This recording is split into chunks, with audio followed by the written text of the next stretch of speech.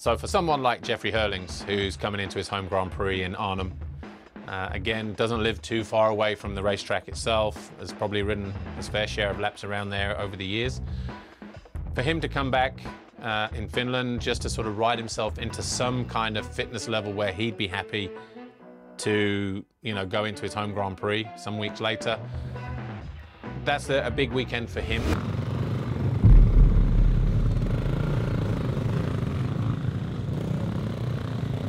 Arnhem was the first time in 2 years we're back in Holland. We're at a historical Dutch GP. We've got the bullet back lining up behind the gate, and it's like, wow, this is going to be a good weekend. And it's also a weekend where we've got all the top MXGP riders back. You've got Jeffrey, you have Maxime, you have Jorge, you have Tim, you have Romain. This is going to be the weekend. For someone like Jeffrey Herlings, I think it would be win number 14 if he can win on home soil. I think he's only lost one time, and that was in Valkenswaard in 2017, his first year in MXGP, when he had a hand injury at the beginning of the season. But he still made the podium. But he's got a phenomenal record at home. And so for him in particular, the weight of expectation is huge. All he has to do is show up for the race. But free practice, he just set the fastest lap. And free practice doesn't mean anything. It's just a little bit of bragging rights, you know? He wasn't happy with setting the fastest lap. He wanted to go even quicker, demoralize his opposition, if you like. Except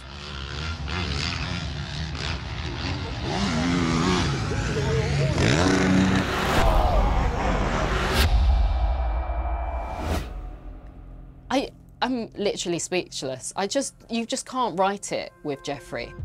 You know, he picked himself up, as Jeffrey does, broken collarbone, clean break, rode back. You know, it's almost like the whole paddock is in disbelief. It was disappointing for a lot of the home fans. But what they did get was some fantastic racing regardless. So if you put your neutral head on, then you would have been impressed by what you saw that weekend in terms of the close battles and the competitive nature of everybody that was, you know, doing battle out on track.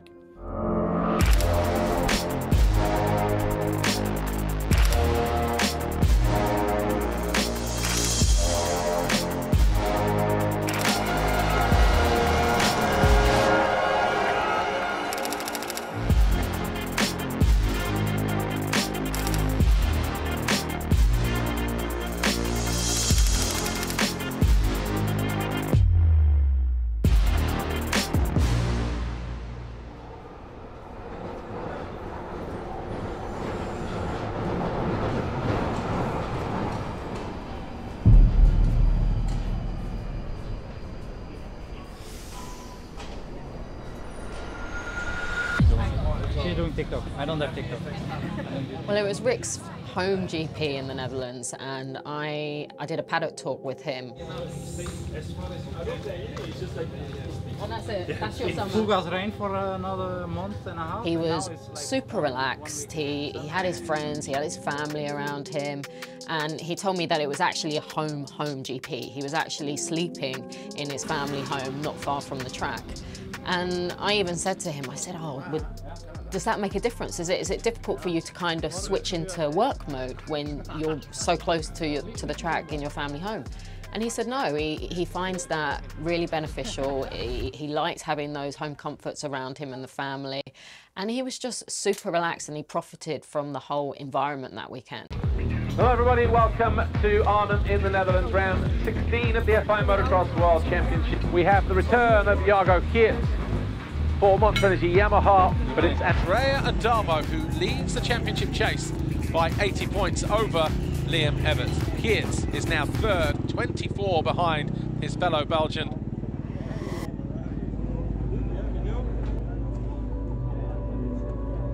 A brand new racetrack here this weekend for us in Arnhem in the Netherlands. 1,690 kilometers long, or just over a mile, 1.05.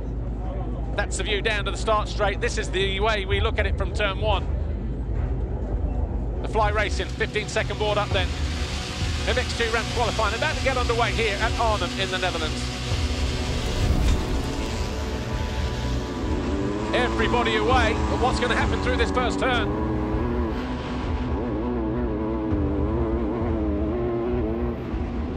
Rick had a fantastic start in the qualifying race. We saw him leading the way, and he was holding that lead for quite some time. He had that rush of adrenaline and that energy, and I really think he was feeding off the energy from the fans. Lucas Coenen alongside Elzinga. Oh, lifts his leg high, and he's off wrestling the side of the track. Somehow stays up, Lucas Coenen.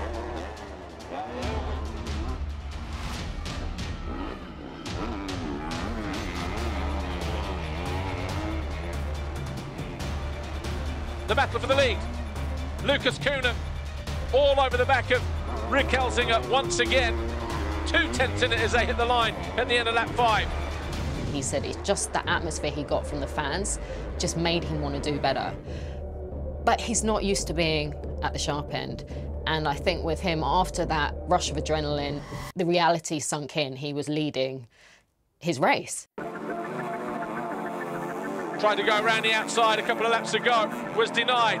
He's alongside this time around. Can he close down the door at the end of the straight? Well, Elzinga will get his elbows out. He'll hold a nice tight line, but fantastic ride in that. Just chucked it in there. Lucas Coenen takes over the lead on lap 6. And I think he got a little bit nervous. I think maybe he just felt a little bit uncomfortable, and the intensity perhaps at the sharp end became too much for him. I think for him, just leading for those laps would do a huge amount for his confidence. He knows that he can get the starts, and he knows he can lead MX2 races now. A big capital V for the 96 as he crosses the line to win the ramp qualifying race, his second pole of the season.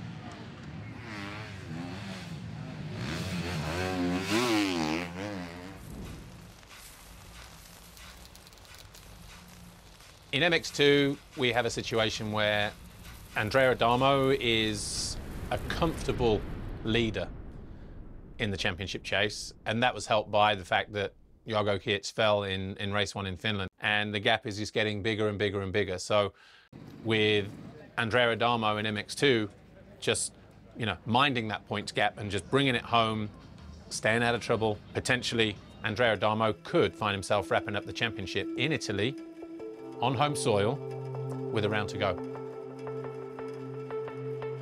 So heading into MX2 race 1 then, after the qualifying race, Andrea Adamo, who had an 80-point lead coming in, he's now 76 clear of his teammate Liam Everts. Jago Geerts is 26 behind his fellow countryman, and then Langenfelder 10 behind the Belgian.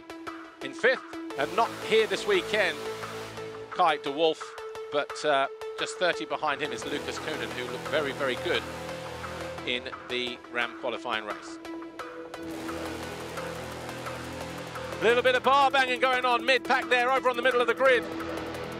Adamo runs it wide, a couple of riders go wide, and Langenfelder emerges over the Foxhole shot line. But it's Langenfelder who leads. Adamo here second, Everts third now. Hogmo fourth. Oh, Coenen down. Lucas Coenen throws away the front end. He was in 7th place, and he's going to be right at the back. His bike is probably going to get trounced as well. It's going to be a hard charge through the field for the 16-year-old.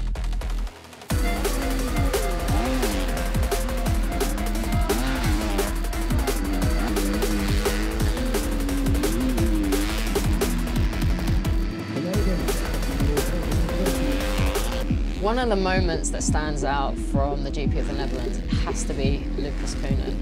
Just a small little crash, but it was just that timing. It was bad timing for him because every single rider passed him. So unfortunately for him, he started last. He was almost like an angry teenager, just let me go out, let me do my thing. I want to show the world what I can do. And he did. Lucas Coenen, wow. Considering where he fell on the opening lap, he has come round in 21st place.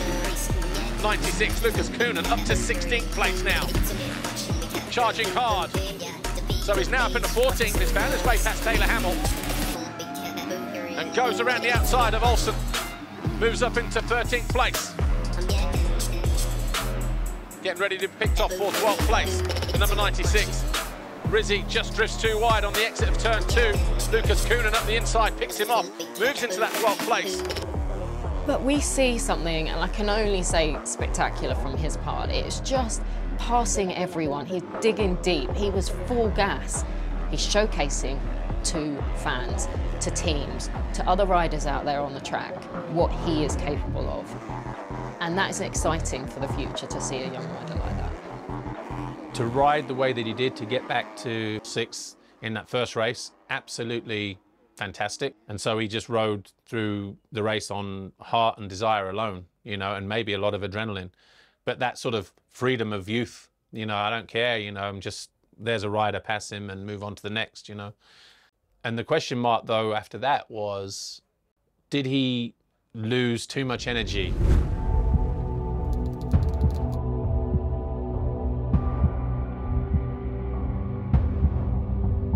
I think he got himself up front, fell, and had to do it again. And he did, and he still won going away from everybody. And so in terms of performance of the weekend in MX2, for sure, was him. But it was overshadowed by Liam Everts. What a finale we're getting here, MX2 Race 2 in Arnhem, the Netherlands. Looking to go around the outside again.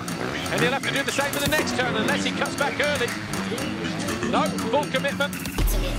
Outside, Everts knows he's there. And Geerts goes through into second. Wow!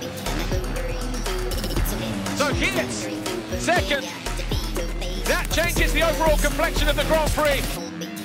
And if things stay as they are behind him, oh! But Everts has found his way back into second. And it will be Liam Everts who wins the Grand Prix here of the Netherlands. What a way to round out the race. Talk about digging deep. Congratulations, Liam Everts. Liam in the Netherlands was very calculated. He was very smart. And when he needed to push, right at the end of that second race, he timed it perfectly. He was passed by Jago and he passed him right back to win the overall. Liam Everts, Red Bull KTM Factory Racing. A lot of support here from the Netherlands and also from his home nation, Belgium, as he stands on the top step of the podium for the second time in his career, the second win this year, the first coming in Germany round 9.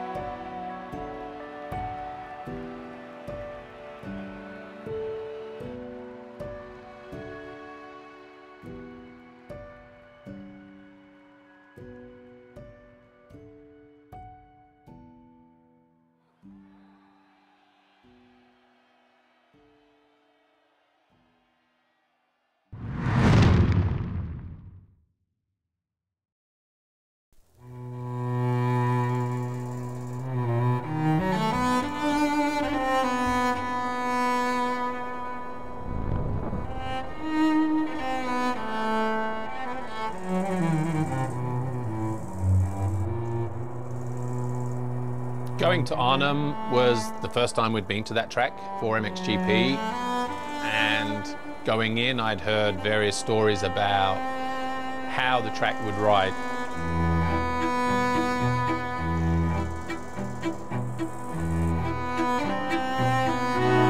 Some people said it was more of a harder sand track like Valkenswaard. Some were saying it's deeper than Lierop. But on Saturday morning, they'd ripped the track as well. I heard riders talk about the organisers maybe bringing in some more sand on top to make it even deeper.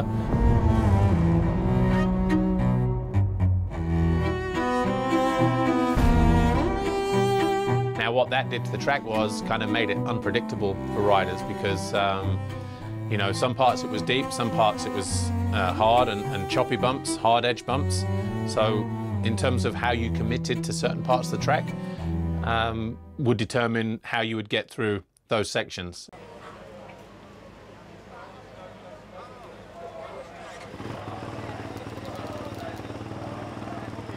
Deep sand, hard sand in places. It's going to be a real challenge for the riders. MXGP ramp qualifying, 20 minutes plus 2 here at Arnhem. in the Netherlands.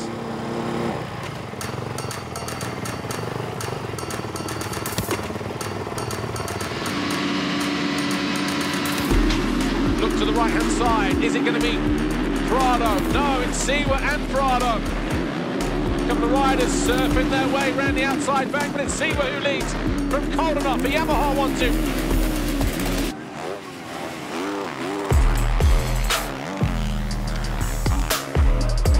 Overall, I thought the track rode pretty good. Some riders said that it was, you know, heavy, similar to Lommel. Certainly on Saturday, it was, I think, more physically demanding than it was on Sunday. Nothing gives you the experience more than a rider's perspective and what they were feeling. On that kind of track is not about racing anymore. I think it's more like surviving.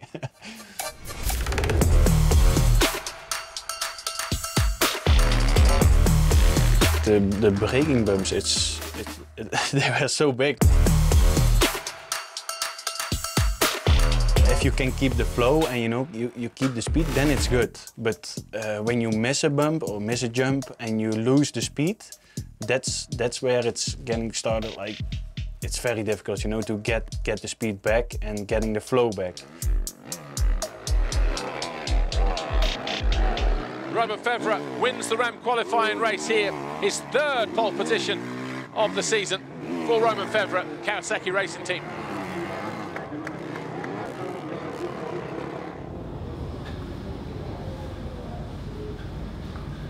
Standing Construct, I think, you know, one of the best satellite teams in the paddock. You know, the owner Tim Mathis has been supremely committed to Grand Prix racing throughout the years, and this year, their first season with Honda support, I think it's been a little bumpy so far, but mainly due to some of the injury issues surrounding the riders. If you look to Standing Construct over like many years now, they always made a bike very good, and they made even the riders better. You know, even me, I also got better there. Yeah, it's a difficult year, you know. It's also a new bike for them, and they also have to see and to work with new parts. Even when sometimes the mood is not that good because of the results of the riders, you know. And of course I don't blame them, because they want to see us up front, and they work for that. They work really, really hard, and they keep working even when it's not going so well, you know. So I think as a team they do a really good job, and for sure the bike will be very good.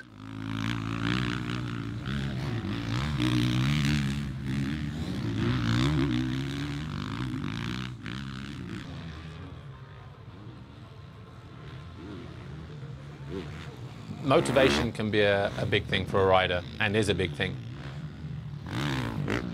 The level of motivation varies from one rider to the next depending on the situation. Coming into Holland, Glenn Coldenoff, home Grand Prix. If he can win, fine, absolutely fantastic. If he can make the podium, that's the very least he would like to do just in front of the home fans. You can understand where his motivation levels are coming into that race. Now, it doesn't mean to say it's more for any one race than another, but we are talking about a home Grand Prix here from his perspective, and for him to be on the podium, if he can win, great, job done, puts on a show for the fans, everybody goes home happy.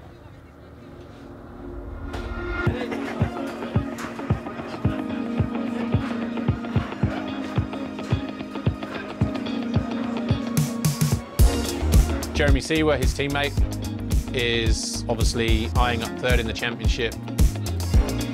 There's a distance between him and Romain Febvre, so he also needs to continue winning races, making top threes, to apply the pressure on Romain Febvre should he make a mistake. At the moment, it's looking good for him for a bronze medal in the MXGP Championship, but there is still a possibility, although it's kind of getting slimmer and slimmer as the championship goes on.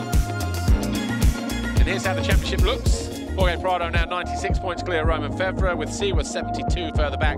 Coldenoff 48 behind his teammate. Glenn Coldenoff, limited edition livery for him this weekend. The Monster Energy Yamaha rider would love to be on the podium here he'd love even more to win, if he can, his home Grand Prix. His teammate might have something to say about that, though. Didn't really have the flow yesterday. Can he turn things around today?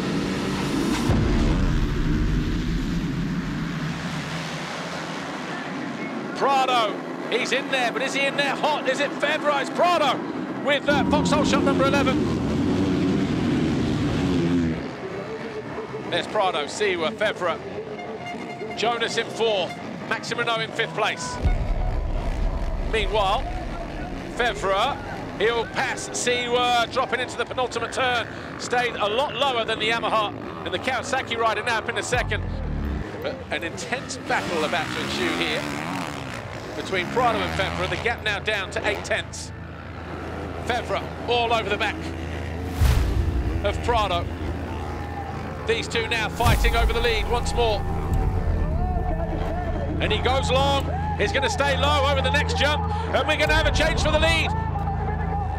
Prado thought about closing down the gap. He'll go the long way round, and back he yields. Febvre leads at the end of lap 9. MXGP in Arnhem was pretty eventful. You've got Romain Febvre, who knows he has to win races to close down that championship lead. He's made a couple of mistakes whilst he's been ahead of Jorge Prado that's cost him valuable points. And he kind of came into there with a good mindset, and he was leading race 1.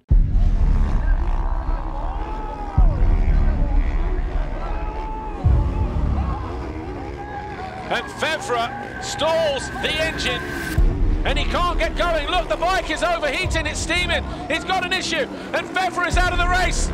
It was almost like he was in the wrong gear trying to get going again, and there was steam pouring out the bottom of the engine, and the bike wouldn't go until all of a sudden there was light at the end of the tunnel, and he just emerged out of that corner. Or is he? He's got issues there.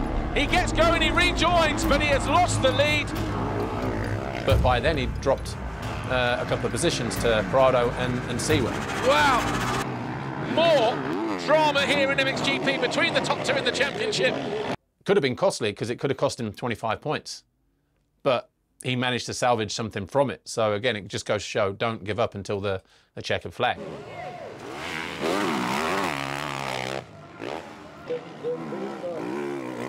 But then you got Jeremy Seewer then, who found himself in second position, challenging Jorge.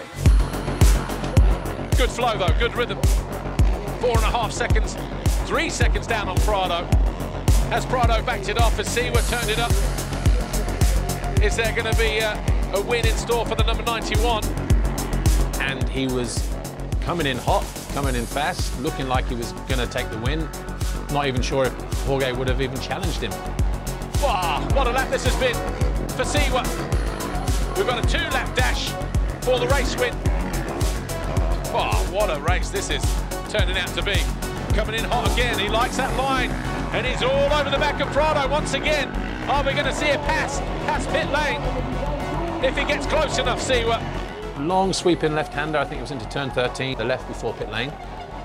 Caught an edge.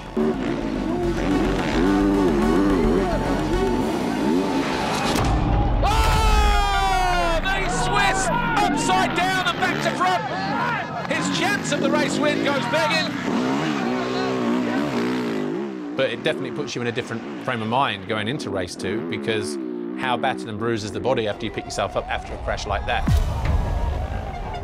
Should be able to maintain 3rd place as the 1-lap board goes out, and Jorge Prado lets off the hook again. But through all of that, Jorge Prado just maintained his cool, calm composure and let everybody else make the mistakes. And he wins race win number 13 here in Holland.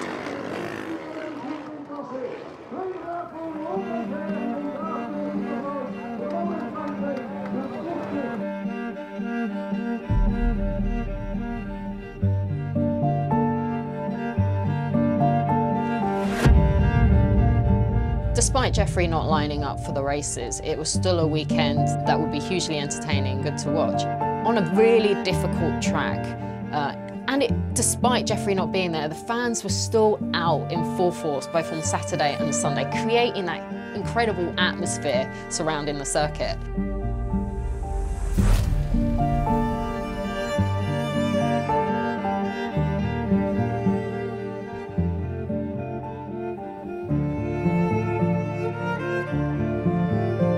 Romain is in the best form of his career for sure. Even since 2015, we have not seen a Romain Febvre like this in a very long time. His motivation now is just to finish the season on a high, secure second in the championship, and just prove to everyone that he's still a competitive rider, but also he can win another world title. He can do it.